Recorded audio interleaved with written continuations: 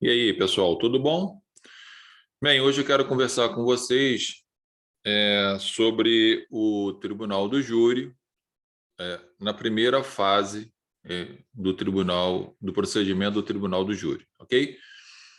A gente sabe que o Tribunal do Júri é um procedimento especial, portanto, bifásico, onde tem uma primeira fase em que participam, que atuam Ministério Público, Defesa e Magistrado, ou seja, os jurados não estão presentes nesse momento, e nós temos do início, né, com o oferecimento da denúncia, até o final dessa primeira fase, com uma decisão do juiz presidente lá do Tribunal do Júri, que poderá ser a pronúncia,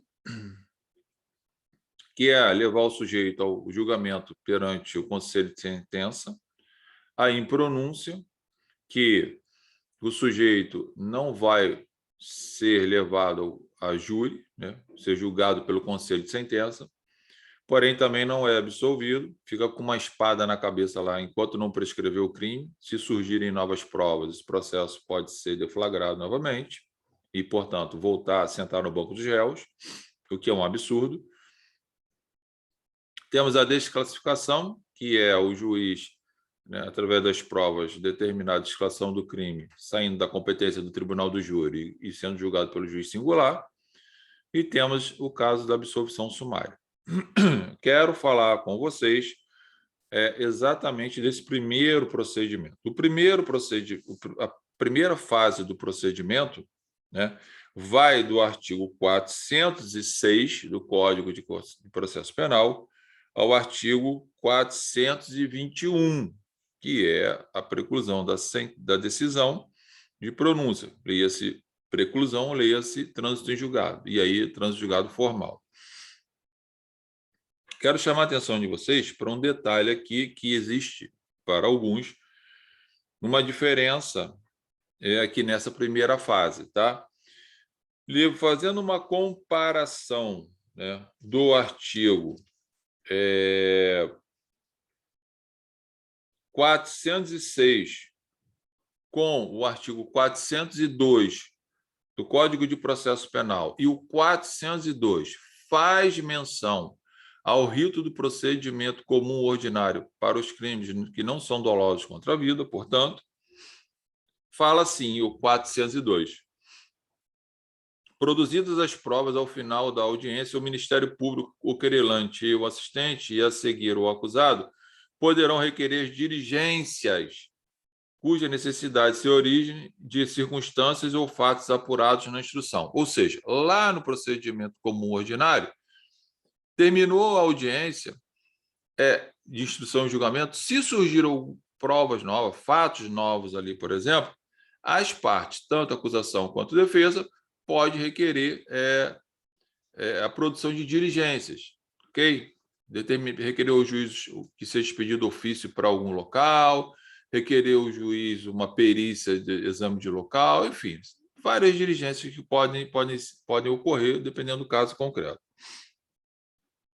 Fazendo um comparativo aqui com o artigo 411 do Código de Processo Penal, agora, no procedimento especial do Tribunal do Júri, fala assim, na audiência de instrução e julgamento, proceder-se-á à tomada da declaração do ofendido, se possível, a inquirição das testemunhas e por aí vai, tá? Aí, lá no parágrafo 3º do 411, fala assim, encerrada a instrução probatória, observar-se-á o disposto do 384. E já parte para as alegações finais. Significa dizer que, por uma leitura sistêmica ou sistemática do código, você chega à conclusão que não existe a possibilidade de fazer requerimento de diligências caso surja algum fato novo que precise dessa diligência para provar, tanto para a acusação quanto para a defesa. Cuidado, porque isso é uma interpretação literal. E a gente não pode fazer uma interpretação literal. Tá? Há quem sustente que não seria possível, na primeira fase, na audiência de instrução e julgamento terminando, se requerer diligências caso surgisse algum fato novo. Tem gente que sustenta isso. Não concordo e muitos também não concordam. E é muito simples o fundamento disso. Por quê? Porque o 394 do Código de Processo Penal fala assim, ó, o procedimento será comum ou especial. O parágrafo 5º do 394 é muito claro, falando o seguinte, ó, o parágrafo 5º, aplicam-se subsidiariamente aos procedimentos especial, sumário e sumaríssimo as disposições do procedimento ordinário. Ora, está dizendo o seguinte, se não tiver previsão lá no procedimento especial de alguma coisa que exista previsto no procedimento ordinário, poderá ser aplicado ou deverá ser aplicado, caso necessário, os procedimentos ou os atos previstos no procedimento comum ordinário. Se no procedimento especial da primeira fase do Tribunal do Júri não prevê a possibilidade de diligências em razão de uma prova nova surgida, um fato novo surgido na primeira fase do Tribunal do Júri, ok? Se aqui não prevê, lá no 402 e 403 do procedimento comum ordinário prevê a possibilidade dessa diligência, nesse caso concreto, pode ser aplicado aqui no procedimento do Tribunal do Júri na primeira fase. Então, é possível, sim, a aplicação, o requerimento de diligências após a audiência de instrução e julgamento realizada na primeira fase do Tribunal do Júri, por força de previsão legal no Código de Processo Penal, artigo 394, parágrafo 5º, bem como, tá? Devido processo legal, ampla defesa, contraditório, plenitude de defesa, se quiser, dignidade da pessoa humana, paridade das armas e por aí vai, ok? Igualdade das partes.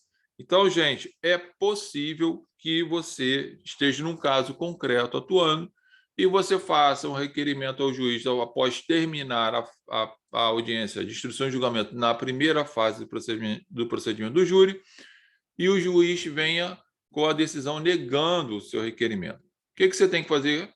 Consignar na ata e daí tomar as medidas cabíveis através do recurso ou do habeas corpus, dependendo do caso concreto, tá? Nesse caso aqui, você pode muito bem resolver esse problema. E se cair numa prova, como que eu devo responder? Com os fundamentos que eu apresentei para vocês, dizendo que, em que pese não exista previsão, né, no artigo do 406, do 411, para requerimento de diligência após o término da audiência, mas o 394, parágrafo 5, determina a aplicação do procedimento ordinário naquilo que não existia no procedimento do júri. Então, é possível você resolver esse problema. Fica essa dica aqui para você que vai responder suas provas ou estiver num caso concreto, ok? professor@josebrito.com.br, o nosso e-mail, e a nossa plataforma martinsbritoeadplataforma.com, ok? Grande abraço, bons estudos, logo a gente está retornando.